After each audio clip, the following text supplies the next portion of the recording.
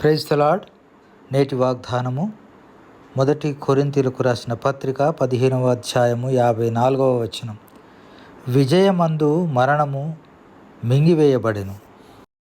మరణమంతా బలము గలది నీదు ప్రేమ ప్రభువా, వరదలార్పజాలవు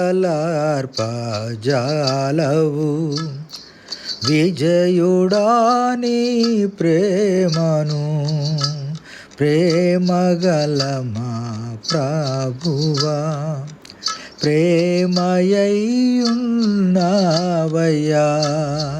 ప్రేమగల మా ప్రభువా.